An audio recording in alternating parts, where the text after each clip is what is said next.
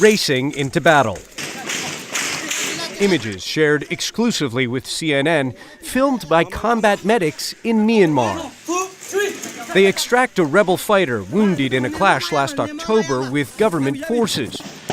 Scenes from a vicious conflict raging across the heart of Southeast Asia, a war that is rarely seen by the outside world. It has been forgotten. The United Nations Special Rapporteur on Human Rights in Myanmar is trying to focus international attention on the crisis. It has been 2 years of the military at war with its own people. We've seen 1.1 million people displaced. We've seen more than 28,000 homes destroyed.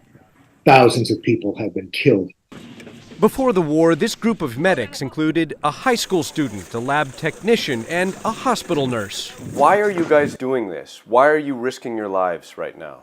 If we don't fight, then we know we won't get democracy, and that is what we want. On February 1st, 2021, Myanmar's top army general announced a military coup, imposing martial law and throwing members of the elected government in jail.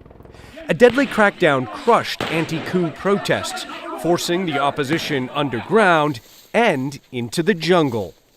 Armed rebel groups calling themselves People's Defense Forces sprouted up across the country, allying themselves with armed ethnic militias that have battled the military for decades. No foreign country publicly offers them support, so these fighters arm themselves, using ammunition produced in a jungle workshop. Homemade rounds stored in a refrigerator. This is for airdrop. He shows drone bombs, mortar rounds, and something he calls rifle grenades tested nearby.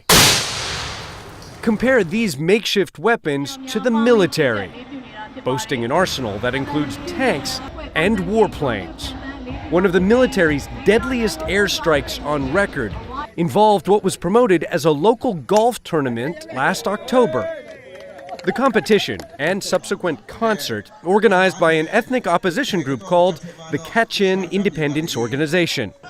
Survivors say a famous local singer named Aura Lee was about to perform his second song of the night when an airstrike demolished the building, throwing this local businessman, who doesn't want to be identified for his safety, up into the air. People who had been happily greeting each other, clapping and drinking wine, were now corpses, he says. They were in pieces. It was horrific. Kachin officials say the attack killed the singer and at least 67 other people. In response to a CNN request, Major General Za Min Tun claimed responsibility for the attack in this letter published in the state newspaper. He called it a necessary military operation, targeting a den where enemies and terrorists were hiding, adding, throughout history until now, the military has never attacked civilians. That statement is absurd. It's ridiculous. There is clear evidence. We have video of airstrikes on villages. Evidence that points to a growing number of civilian casualties from a conflict with no end in sight. If it remains in the shadows of international attention, then we are providing a death sentence to untold numbers of people. With no help on the horizon, the next generation has little choice but to prepare for a life at war. Ivan Watson, CNN.